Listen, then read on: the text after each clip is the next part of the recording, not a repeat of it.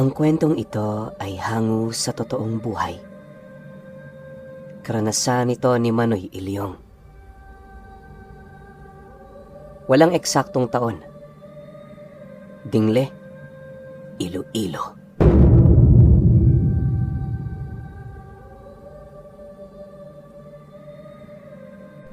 Itong mga panahong ito, kilala si Manoy Ilyong bilang bantog na manggagamot sa lugar ng Dingle. Sa husay niya kasi noong magpaalis ng karamdaman, lahat na ata ng tao sa kanila natulungan niya. Dahil sa kanyang kakayahan, nagsimula ng umugong ang mga istoryang may kaugnayan sa kanyang buhay.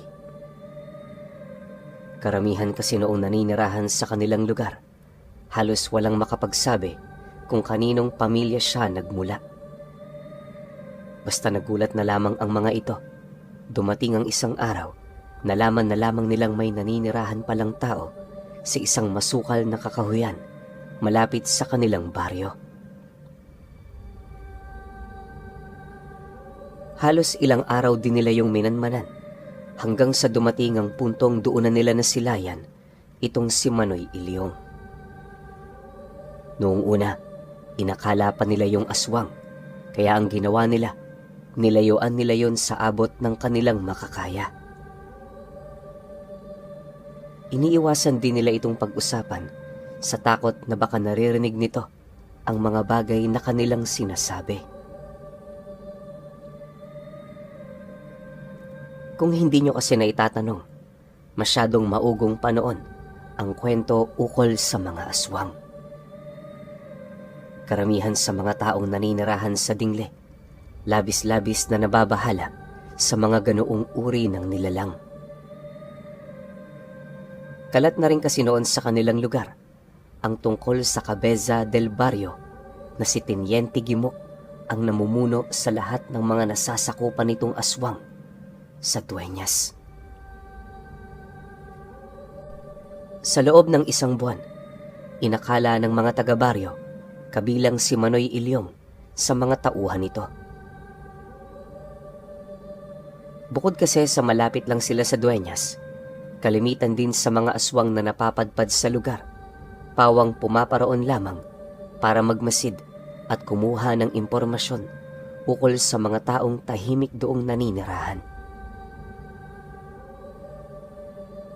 Ayon sa mga taga-baryo, yon ang kalimitan nilang kinakatakutan, kaya na may hindi sila basta-bastang nakikipag-usap sa mga taong hindi nila kilala. Marami na kasi ang nawala sa lugar nila magmula noong lumaganap ang istorya ng Cabeza del Barrio sa Dueñas. Kung iisipin, nakakatakot talaga ang mga ganoong pangyayari. Pero wala naman silang magagawa. Upang makaiwas, pinipili na lamang nilang pumunta sa mga lugar na alam nilang ligtas. Akala ng mga taga-baryo gano'n na lamang kadali makaiwas sa panganib, pero sa paglipas pa ng mga araw, mas lalo nilang naramdaman ang tila bang pagsidatingan ng iilan sa mga nilalang. Napansin nila ito sa kabilang lugar kung saan namamahay si Manoy Ilyong, kaya na may nagpasya na silang magpatrolya gabi-gabi. Kabilang si Undok sa mga kalalakihang nagbabantay sa kanilang lugar noon ng 10 oras. Idinestino siya ng kanilang punong barangay, malapit sa kakahuyang pinagtitirhan ni Manoy Ilyong, kaya na may tuwing sumasapit ang dilim, madalas naman niyang masaksihan ang mga ikinikilos ng matanda sa lugar na yon. Sa kanyang pagmamasid, wala naman siyang ibang nakikita maliban sa ginagawa nitong pag-usok ng balat ng nyog tuwing gabi. Nagsasaboy din ito ng mga dala nitong buhangin sa labas ng kanyang bakuran na parabang isa itong pamamaraan ng ritual para sa proteksyon. Nang masipat naman yon ni Undok sa kauna-unahang pagkakataon, halos hindi naman niya maiwasang mapatanong sa kanyang sarili. Akala niya kasi, totoong aswang itong si Manoy Ilyong, pero base sa kanyang mga nakita, mukhang napakalabo nito. Naniniwala siya, isa lang yung ordinaryong matanda na payapang naninirahan sa lugar na yon. Ang labis niya lang noong ipinagtataka, papaano ito napadpad sa lugar nang hindi nila napapansin. Kung iisipin, napakalapit lang ng kakahuyang yun sa baryo. Madalas din doong mangahoy ang iilan sa kanila, pero wala yung naibalita ukol sa kanyang paninirahan. Ngunit sa kabila ng mga palaisipang yon, minabuti naman niyang wag ng mangahas, pagpapakita na rin ng kanyang respeto sa matanda. Isang gabi, magbabandang 10:00, habang nagpapatrolya si Undok at yung isa niyang kasama, bigla naman silang napatigil sa may bandang daanan patungo sa kakahuyan nang makarinig sila ng isang napakalakas na pag-atungal ng baboy.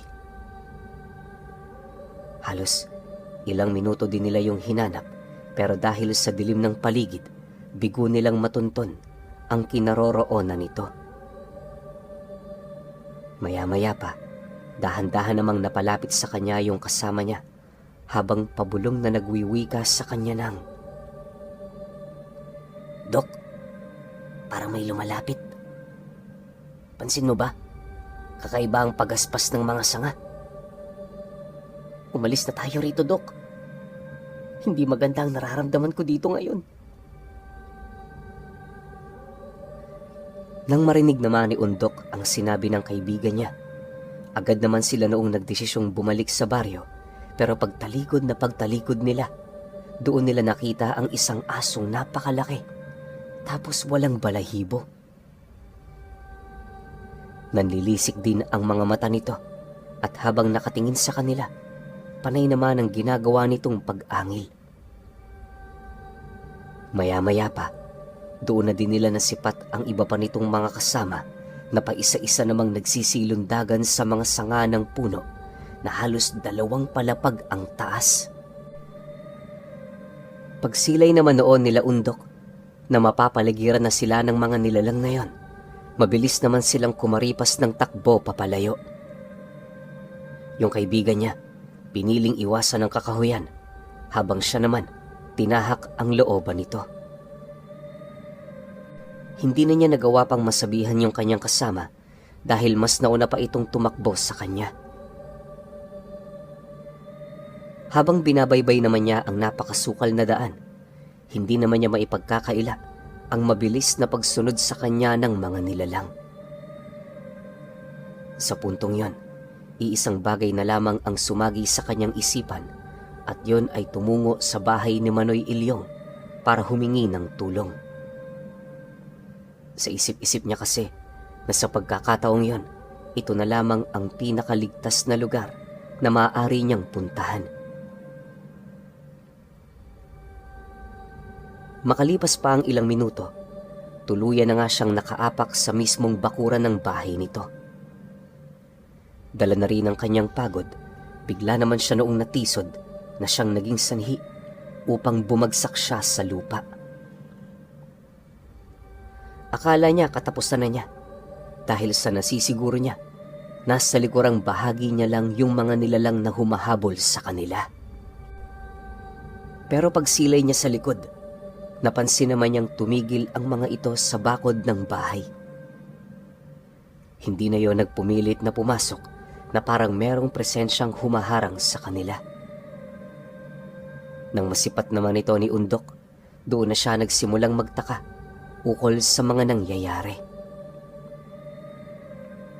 Maya-maya pa, bahagya naman siya noong natigilan nang marinig niyang magwika si Manoy Ilyong sa kanya ng,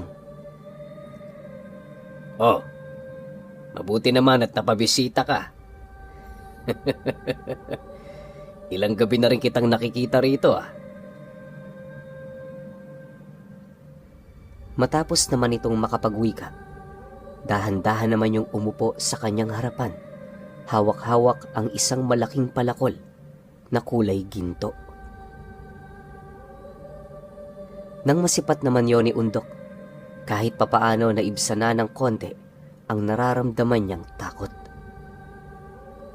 Pagtitigan naman nilang dalawa, napangisi lang naman ito habang buong puwersa nitong ibinabagsak ang dulong bahagi ng palakol sa ibabaw ng lupa. Sa isang iglap, narinig niya ang pagkakaroon ng malalakas na dagundong sa ilalim ng lupa, dahilan para tuluyang magsiatras yung mga nilalang na humahabol sa kanya.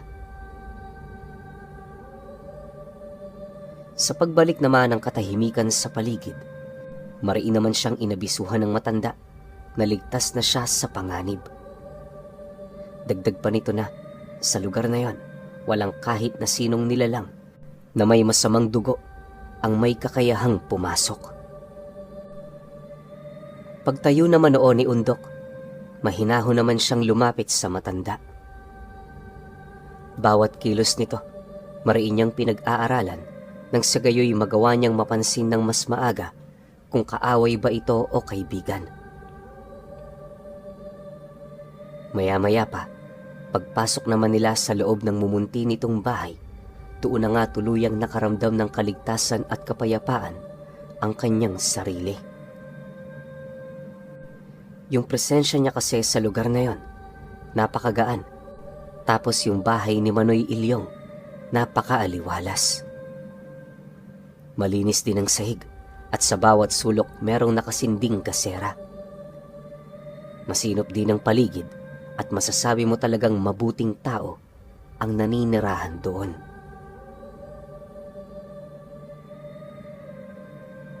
Sa pag-upo naman nila sa sala, agad naman nilang pinag-usapan ang tungkol sa mga nangyayari.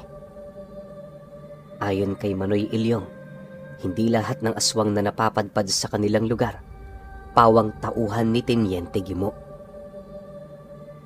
Ang iilan sa mga ito, binubuo ng ibang pamilya na wala namang ibang hinangad kundi ang makapangbiktima.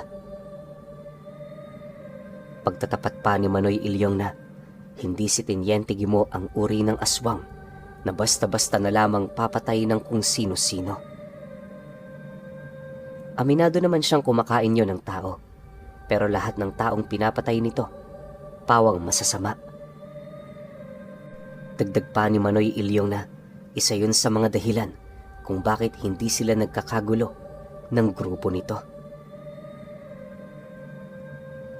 Mariin din itong inilahad na yung humahabol sa kanya kanina, malabong kasamahan yon ni Teniente Gimo. Base kasi sa kanyang pagkakatanda, walang ganoong uri ng aswang na naninirahan sa baryo nito sa Dueñas. Kung hindi aswang na lipad kasi ang nakatira doon, pawang na mga gabunan na merong anyo ng isang tao na kalahating aso. Sa estado naman ng mga nilalang na humahabol sa kanya, tinatawag yung lahi ng mga Baltik. Isang uri ng mga aswang kung saan ang pangunahing anyo nito ay pawang mga halimaw. Sa pagsapit ng gabi, iisa lang ang ginagawa nitong ritual at sa oras na nasa gano'n na silang mga anyo, wala na silang kakayahang makakilala at makapag-isip ng tama. Sa makatuwid, sila ang uri ng mga aswang na literal na salot at nakakatakot. Isipin ninyo kung hindi kayo kauri nito at nagkataong kamag-anak lang kayo nito, hindi malabong pati kayo lapain din ng mga nilalang na yon. Pagtatapat pa ni Manoy Ilyong na ang mga Baltik ang dahilan kung bakit gabi-gabi palagi siyang nagsasaboy ng pangontra.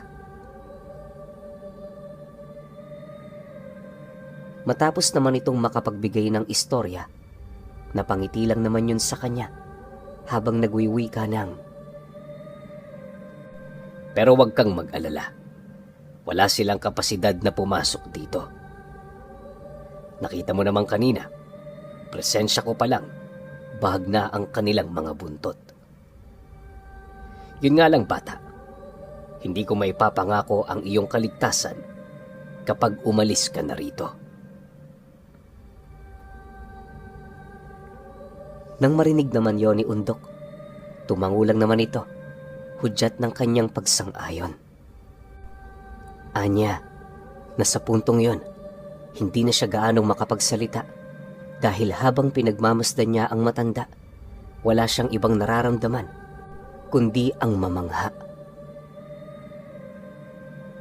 Kahit alam niyang nasa edad 70 anyos na itong si Manoy Ilyong, hindi niya pa rin maipagkakaila ang ganda ng hubog ng katawan nito. Wala ka doong makikitang taba at kapag tumatayo ito, para itong isang lobo na namumuno sa kanyang grupo. Hindi mo rin yun makikitaan ng kahinaan sa kadahilan ng kahit wala yung armas, pakiramdam mo armado ito. Paglalarawan niya kay Manoy Ilyong, may kataasan yon, maganda ang hulma ng katawan at mabalahibo ang mga binti at braso nito. Hindi rin mabilang ang pilat nito sa katawan, indikasyon na marami na itong napagtagumpayang laban. Dagdag pa niya na, karamihan sa mga abubot nito, pawang mga gawa lamang sa kalikasan. Yung kwintas nito gawa sa bato, tapos yung panali naman ito sa mahaba nitong buhok, gawa sa tuyong baging. Sa pagpapatuloy naman ng kanilang pag-uusap, agad naman niyang niyaya si Manoy Ilyong na uminom. Nang marinig naman ito ni Undok, hindi na rin niya nagawa pang tumanggi, pagpapakita na rin ng kanyang pakikisama sa taong nagligtas sa buhay niya. Makalipas pa ang ilang minuto, agad namang binitbit ni Manoy Ilyong ang isang banga na naglalaman ng kanyang mga inimbak na tuba. Inilagay niya yon sa gitnang parte ng mesang kinauupuan nila, nang sa gayoy madali na lamang sumalok ng alak. Sa kanilang pag-uusap, lahat ng tungkol sa buhay niya inalam ng matanda. Hindi naman niya yun ipinagkait, gawa ng maging ito man, ibinabahagi din ito ang kanyang karanasan bago siya napadpad sa lugar na yon. Ayon kay Manoy Ilyong, matagal na panahon na ang lumipas, magmula noong nanirahan siya sa lugar ng Dingle. Kung hindi siya nagkakamali, bago dumating ang mga Kastila, naninirahan na sila doon. Sa mga panahong yon, halos pagmamay-ari nila ang kabuuang lugar, pero dumating ang isang pangyayari na halos ikinagulat nilang lahat. Dahil sa pamilya sila ng mga albularyo, maraming Kastila ang nagtangka sa mga buhay nila.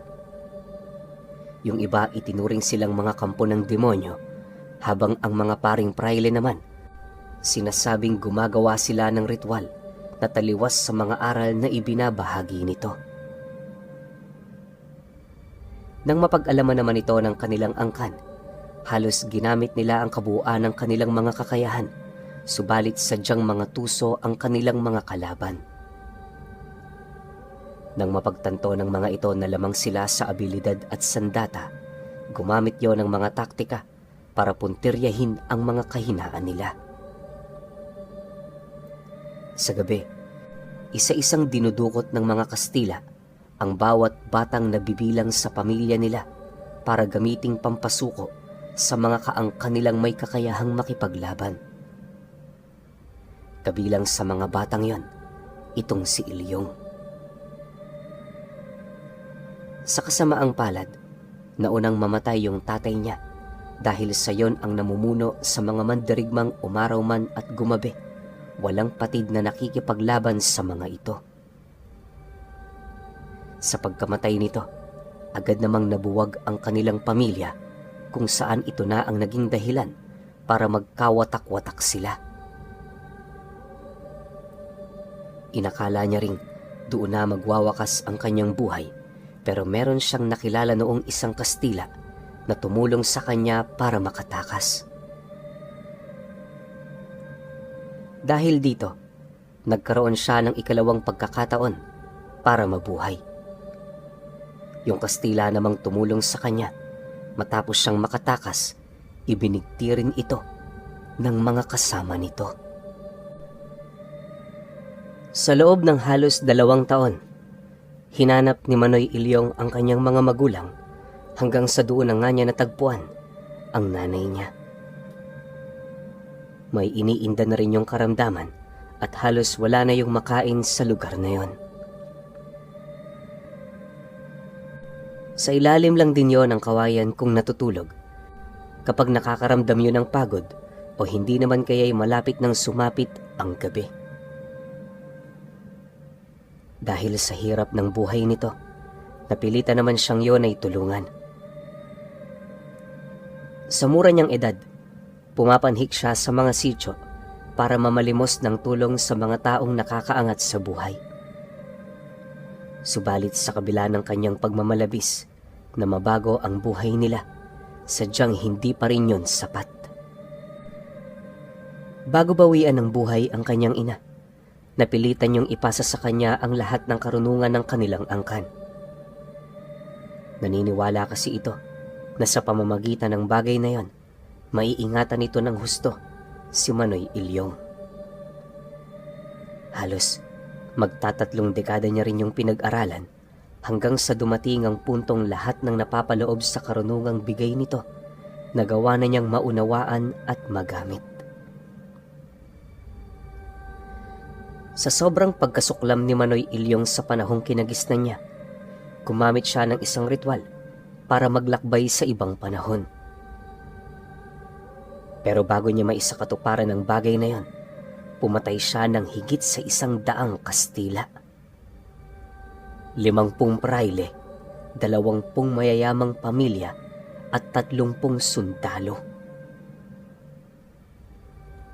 Matapos naman niyang magawa ito, agad naman siyang bumalik sa kanilang tahanan, gumawa ng isang ritual, tapos pansamantala niyang itinago ang kanyang katawang lupa sa puno ng kawayan. Ayon pa kay Manoy Ilyong, labis-labis ang kanyang pasasalamat dahil sa panahong napuntahan niya, matagal na palang wala ang mga Kastila.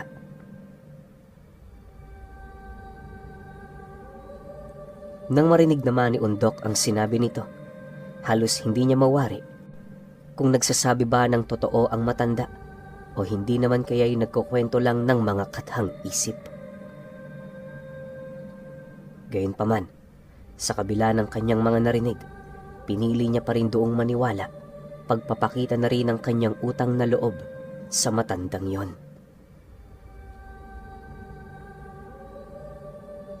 Makalipas pa ang ilang oras, pagtungtong naman ng 1:00 ng madaling araw, sakto naman ang pagtatapos ng kanilang inuman. Dahil sa lasing na lasing noon si Undok, pinili niyang magpahinga na muna sa pamamahay nito upang magkaroon siya ng lakas sa pagsapit ng umaga. Kinabukasan paggising niya, agad naman siyang bumalik sa baryo para hanapin yung kaibigan niya. Akala niya nakaligtas na ito pero pagdating niya sa pamamahay nito, doon bumungad sa kanya yung pamilya nitong nagdadalamhati sa loob. Marami na rin doong pumuntang kababaryo nila para alamin ang tungkol sa sinapit nito bago yun tuluyang binawian ng buhay. Base sa mga nakakita sa bangkay nito, natagpuan nila yun sa talayhiban na halos lasug-lasug na ang katawan. Hindi na rin niya yun gaanong makilala, gawa ng yung kalahati ng mukha nito tapyas na. Ang labis pa nila noong ikinagulat, wala na ring dugo ang katawan nito at meron yung malaking butas sa may bandang dibdib na malapit sa puso. Ayon sa mga usap-usapan, maaaring biktima ang kaibigan niya ni Manoy Ilyong. Nang marinig naman yon ni Undok, agad naman siya doong nakipag-usap. Hindi niya kasi matanggap na ang taong nagligtas sa buhay niya, pinaghihinalaan ng mga ito. Upang maging malinis rin ang pangalan ng matanda, siya na mismo ang kumausap sa pamilya ng yumao para ilahad ang mga totoong nangyari. Manang Gloria, Huwag ho kayong maniwala sa mga yan. Ako ang huling kasama ng anak nyo bago siya mawala. Noong nakaraang gabi po, nagpapatrolya kami sa may bandang Kakahuyan. Wala naman hong nangyari nun kaya nagpatuloy kami hanggang sa hindi na namin namalayan na napalayo na pala kami ng husto sa aming pwesto. Nung akmang babalik na ho kami para magpahinga, may narinig ho kaming atungal ng baboy. Ilang minuto din namin yung hinanap hanggang sa may tumambang ho sa aming isang malaking aso. Grupo ang mga nilalang na yon dahil nung makita namin ito, yung iba nitong mga kasama, pa isa-isa nang nagsilundagan sa mga sanga ng puno para kami sukulin. Unang natakot ang anak ninyo, kaya siya ang unang nang iwan sa akin. Iba ang daan niyang tinahak, habang ako naman ho, pumunta sa tahanan ni Manoy Ilyong. Mabait ho yung tao. Sa katunayan ho, siya pa nagligtas sa buhay ko. Kung hindi dahil sa kanya, baka sinapit ko rin na nangyari sa anak ninyo. Iwasan niyo humaniwala sa mga usap-usapang wala namang katuturan. Madalas, karamihan sa atin gumagawa ng istorya dahil gusto lang makakuha ng atensyon. Wala silang pakialam kung mali yun. Basta ang gusto nila, sila maging usap-usapan dito. Mga tampalasang hambog. Wika ni Undok sa ina ng kanyang kaibigan. Matapos naman itong marinig ang kanyang sinabi, agad din naman yung sumang-ayon. Naitanong na rin kasi nito sa kanilang punong barangay kung sino ang huling kasama ng kanyang anak bago yun mamatay. Sa katunayan, ilang beses na din nila noong hinanap si Undok sa baryo pero hindi nila yun matagpuan. Makalipas pa ang ilang minuto, karamihan sa mga matatandang nagsasabi ng kung ano-ano, napilitan ng umalis sa lugar. Yung iba naman, dahil sa ayaw magpatalo, sinusubukan pa siya nitong hamunin na kung totoo nga ang kanyang mga sinasabi, mas mainam na papuntahin niya si Manoy Ilyong sa lugar na yon. Dahil sa sinabi nito, pinili na lamang niyang manahimik gawa nang wala naman siya sa posisyon para sumagot sa katanungang yon. Makalipas pa ang ilang minuto, minabuti naman niyang manatili sa pamamahay nito para tumulong. Lahat ng pwede niyang gawing ginawa na niya, pati pagluto, pagkuha ng kung ano-ano at pagbantay sa kaibigan niya. Paulit-ulit din siyang humingi ng tawad sa mga magulang nito, gawa ng alam niya sa kanyang sarili, isa siya sa mga dahilan kung bakit yun namatay. Gayunpaman, para hindi na siya makaramdam ng sama ng loob, sinuportahan na lamang siya nito, imbis na pagbuntunan siya ng sisi.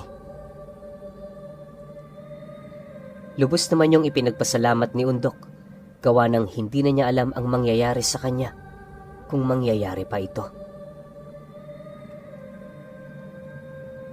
Sa pagsapit ng gabi noong mismong araw, iba na muna ang nagbantay sa dati nilang pwesto.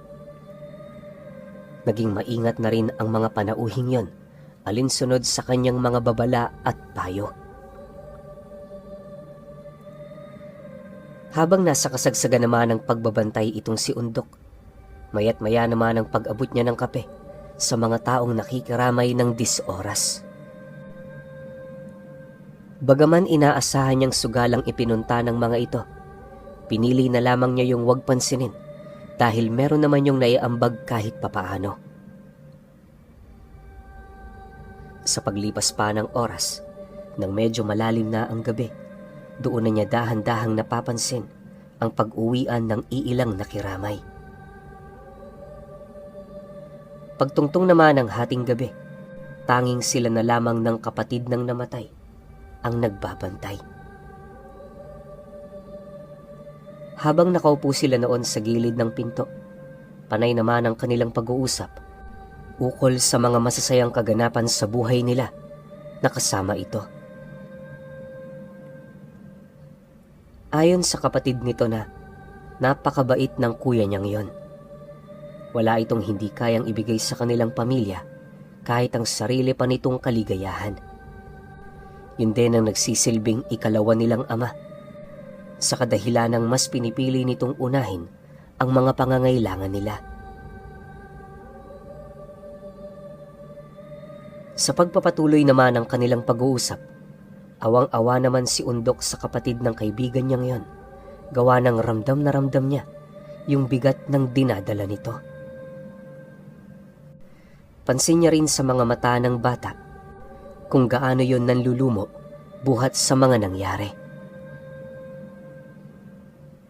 Subalit sa kabila ng lahat ng yon, wala naman siyang magagawa para tulungan ang binata.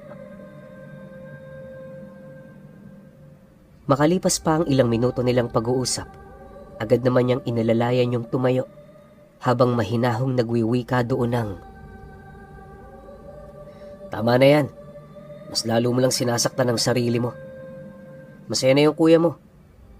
Basta tandaan mo, hindi siya kukuhanin ng Panginoon kung wala yung dahilan. Lahat din naman tayo doon ang punta eh. Panapanahon lang yan." Nang marinig naman yon ng binata, tahimik naman yung pumasok sa loob ng tahanan nito para magpahinga. Pagsilay naman doon ni Undok, minabuti naman niyang hayaan na lamang ito nang sa gayoy makalimutan nito pansamantala ang mga pangyayari. Sa kanyang pagmamasid sa paligid, pansin naman niyang napakatahimik. Yon ang kauna-unahang pagkakataong tumambay siya ng gabi sa sentro ng baryo, kaya namay hindi niya sukat akalain na ganun pala kaganda ang kanilang lugar kapag wala nang dumaraang tao. Maya-maya pa, nang akmang papasok na siya sa loob para magpahinga, bigla naman siya noong natigilan nang marinig niya si Manoy Ilyong na nagwika sa kanya ng, "Pasensya ka na. Hindi ko nailigtas ang kasama mo. Kung sana sumunod lang siya sa'yo, buhay pa siya ngayon. Hindi ba ako pwedeng pumasok? Gusto ko lang mag-alay ng panalangin para sa ikatatahimik ng kanyang kaluluwa."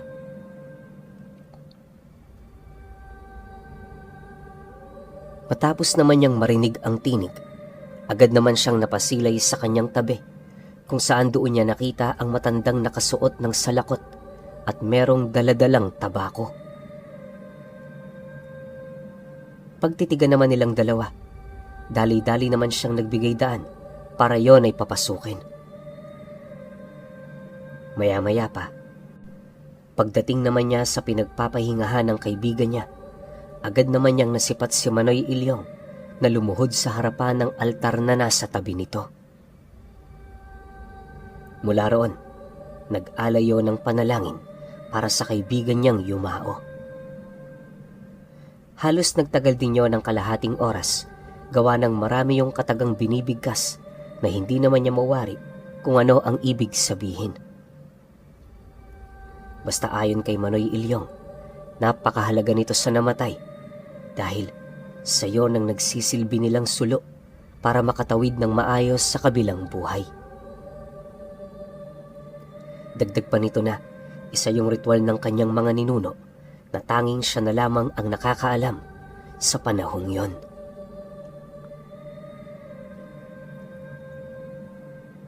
Pagkalahad naman ni Manoy Ilyong sa bagay na yon, agad naman siya nitong tinanong kung nais ba niyang ipaghigante yung kaibigan niyang pumanaw.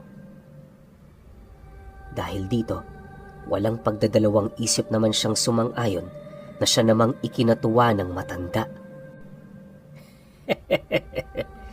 "Kahit hindi mo sabihin, nakikita ko sa mga mata mo ang iyong hangarin.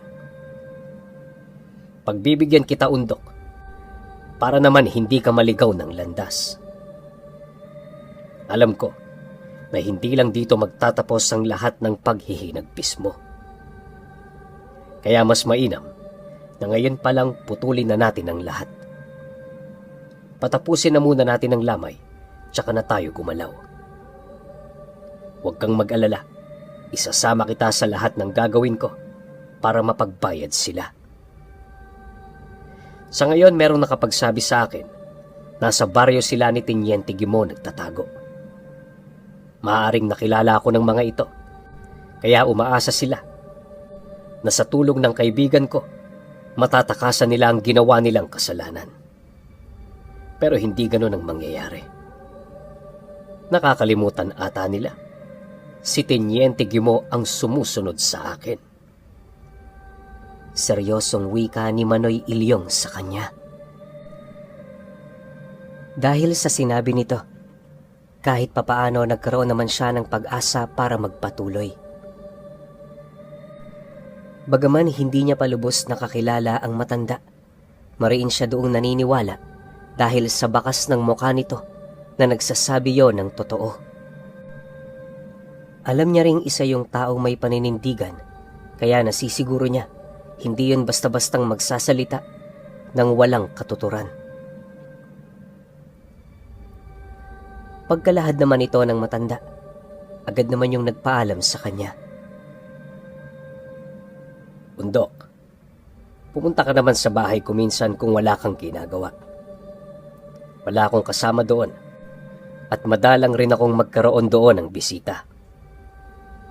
Paanyaya ni Manoy Ilyong sa kanya. Matapos naman itong makapagwika, agad naman yung umalis ng bahay para umuwi na. Paglayo naman ito sa kanya, agad naman niyang isinarado ang pinto, gawa ng kanina pang kusang pumipikit ang kanyang mga mata.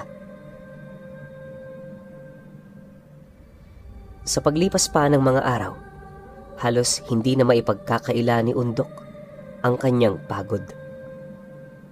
Yung tipong gustong-gusto niya na noong magpahinga pero hindi yun maaari dahil iniisip niya rin yung sasabihin sa kanya nung pamilya ng kaibigan niya.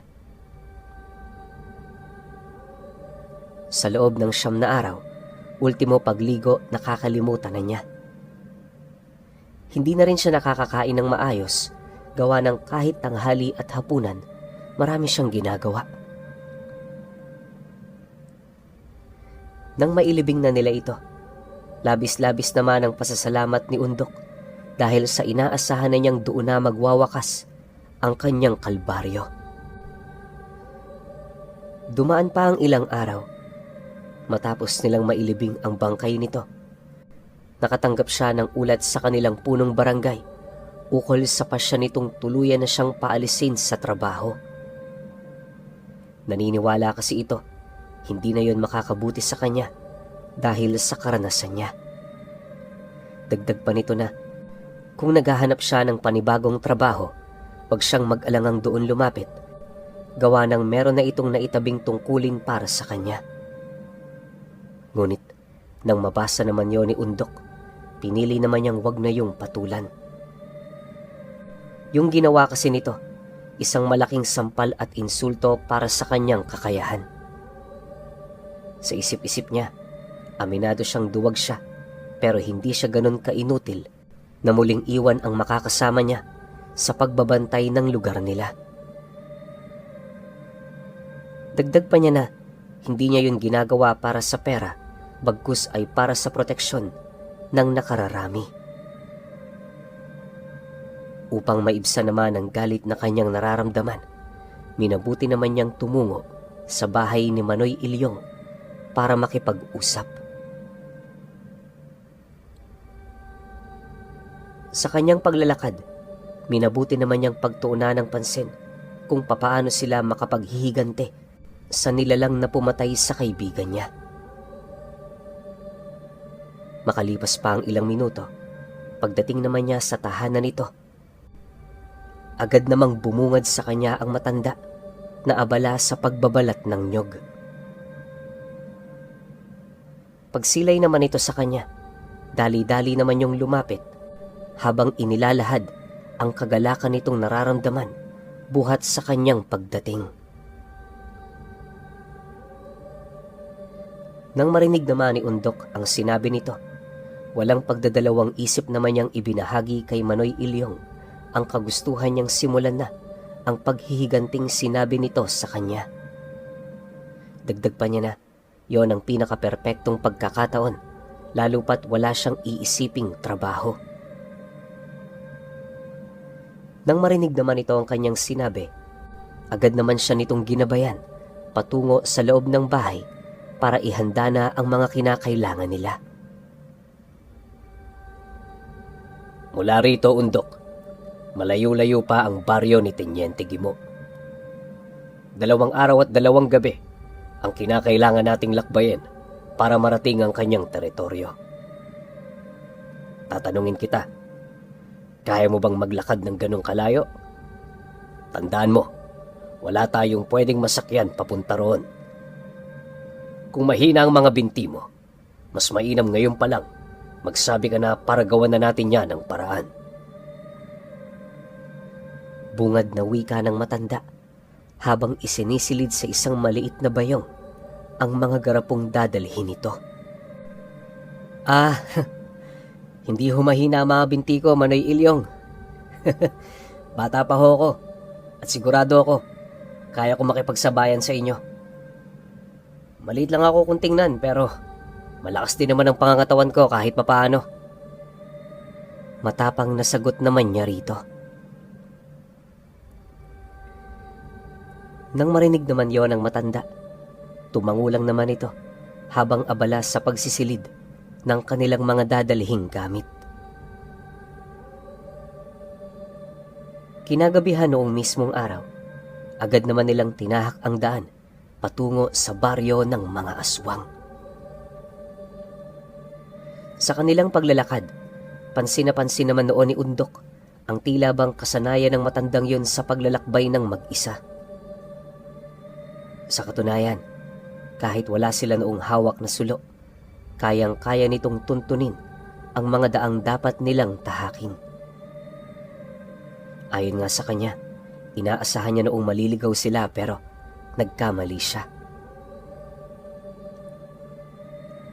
Kahit saan mang lugar kasi sila noon sumuot, parang alam na alam talaga ito ng matanda.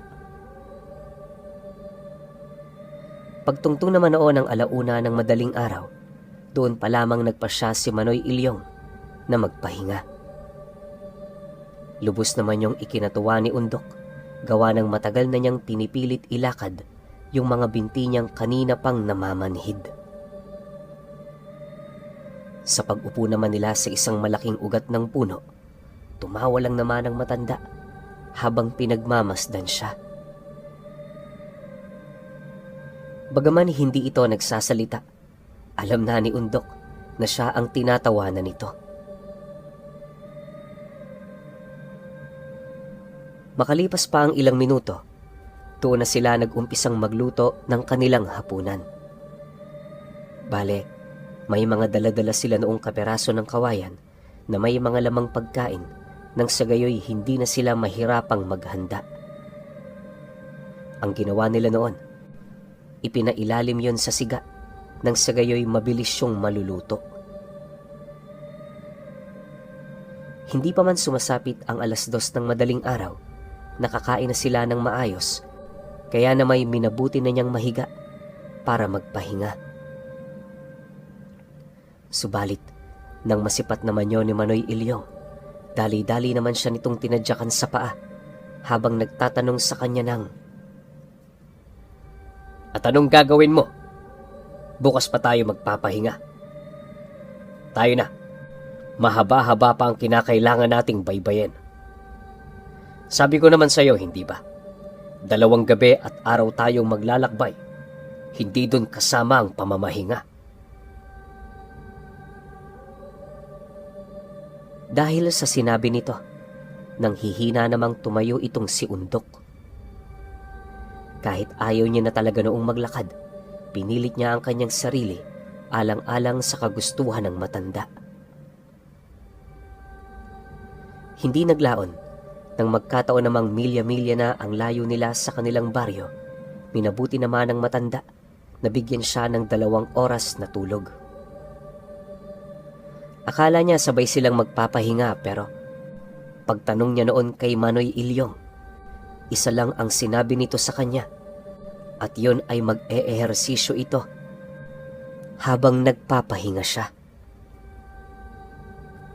Dagdag pa ng matanda na, kaya niyang hindi matulog sa loob ng 1 linggo kung yon ay kanyang gugustuhin. Alam mo, Undok, ang mga katulad ko palaging handa. Hindi mo alam kung anong oras lalapit sa iyong kalaban, kaya habang wala pa ito, dapat ihanda mo ang sarili mo. Sa larangang ito, iho, matirang matibay. Kung pipitsugin ka, talagang hindi ka magtatagal. Wika sa kanya ni Manoy Ilyong.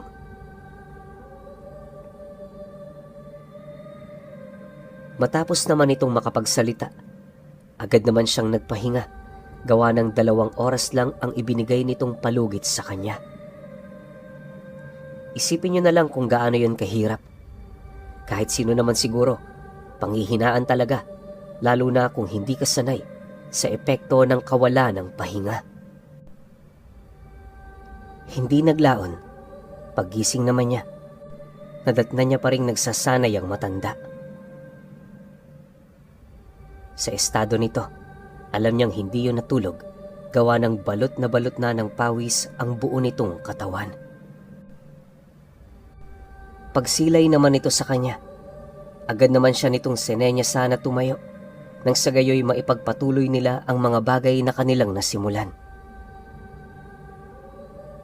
Sa pagtungtong ng hating gabi noong mismong araw na yon, kagaya ng sinabi nito sa kanya, narating na nga nila ang baryo ng mga aswang.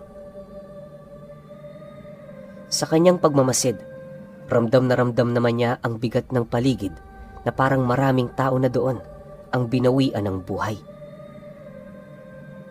Paglapit naman nila sa lugar, hindi pa man sila nakakapasok sa bukana nito, agad naman silang sinalubong ng 5 kalalakihang nagbabantay.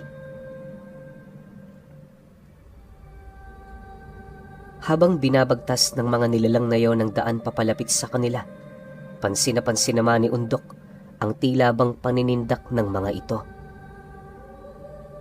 Ngunit, nang maramdaman naman ito ang presensya ni Manoy Ilyong, doon na yun dahan-dahang kumalma.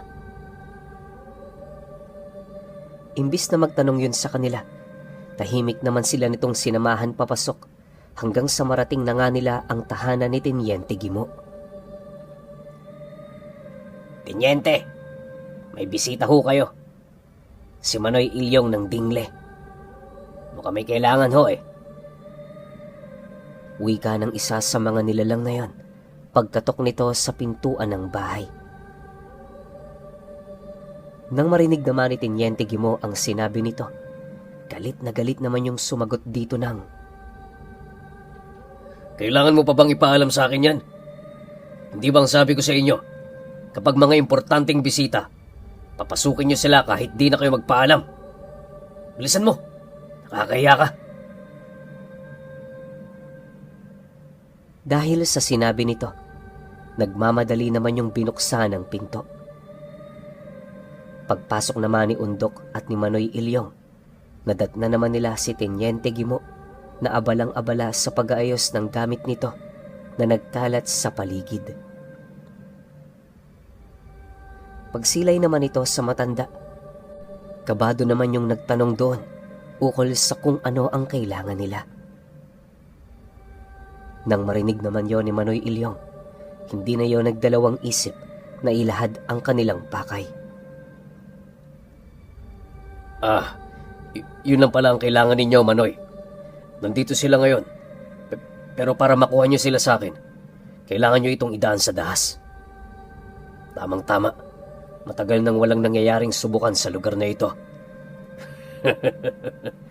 Masaya ako dahil kahit papaano, mapapanood ko na kung papaano ang mga kilos ng mga taong kagaya ninyo. Isa kayong alamat, Manoy Ilyong. Sa tanang buhay ko, kayo lang ang kilala kong nakapaglakbay ng panahon. Isa hong malaking karangalan sa akin dito, ang inyong presensya. Wika ni Teniente Gimo sa matanda. Nang marinig naman ito ang sinabi ng nilalang, agad naman yung sumang-ayon ng walang pagdadalawang isip. Matapos naman nilang magkasundo, dali-dali naman silang lumabas para puntahan ang nasabing mga aswang. Pagdating naman nila sa sentro, bumungad sa kanila ang 10 hawla na pinagkukulungan ng mga ito.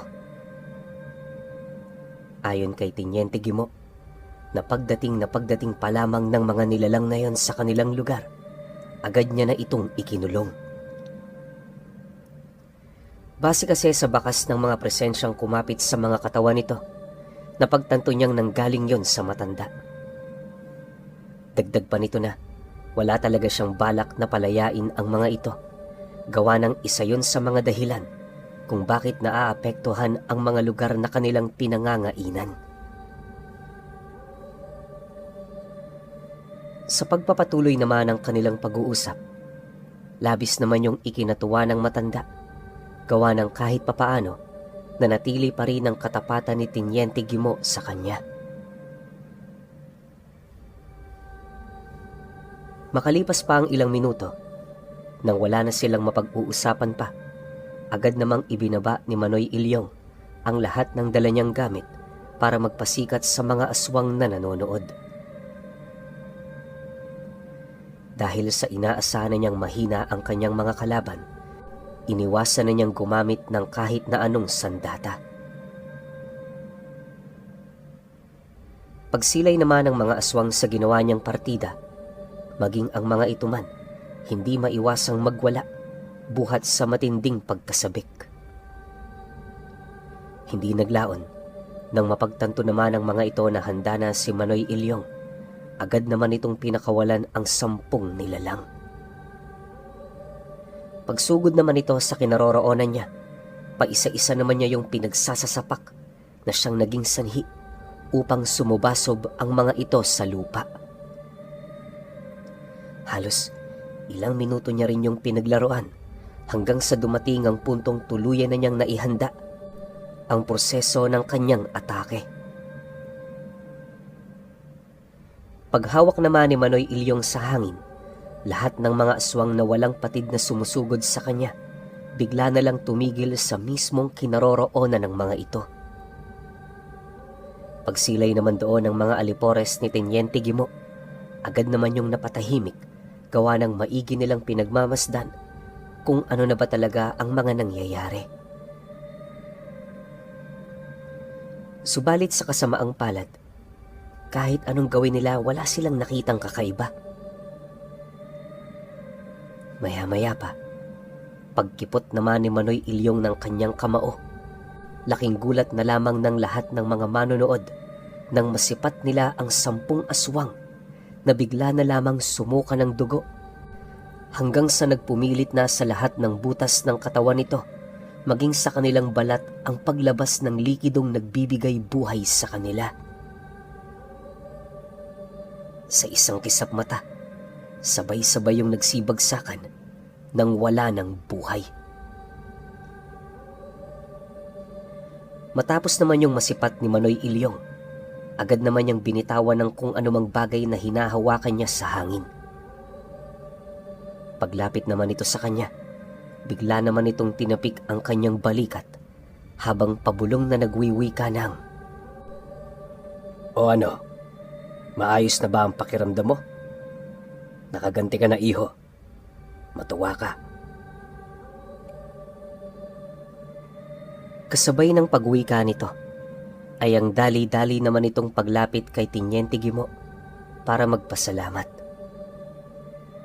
Matapos nun, nagkaroon sila ng maiksing usapan bago nila nilisan ang lugar.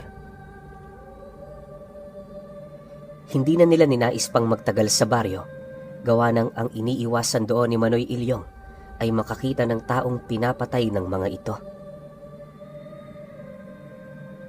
Sa pagbagtas naman nila ng daan papauwi, mariin naman nilang pinag-usapan ang mga nangyari. Makalipas pa ang 2 gabi, tuluyan na nga silang nakabalik sa pamamahay nito. Si Undok naman noon, naging kalapit na ng matanda na siyang naging daan para makahingi siya ng tulong dito.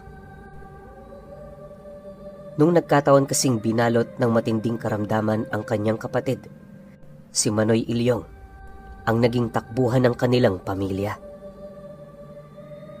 Hindi naglaon, nalaman na rin yon ng mga kababaryo nila na siyang naging sanhi upang magsimula ang panggagamot nito sa kanilang lugar. Tandang-tanda pa nga ni Undok na noong nabubuhay pa ang matanda, parang ama na ang kanilang turing dito.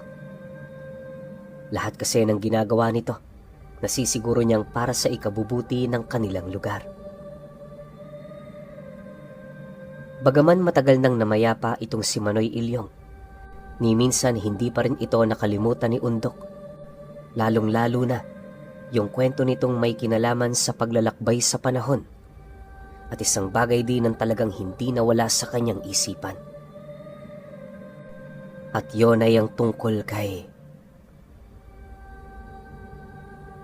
Manoy Ilyong, ang kinatatakutang antingero ni Tiniente Guimo.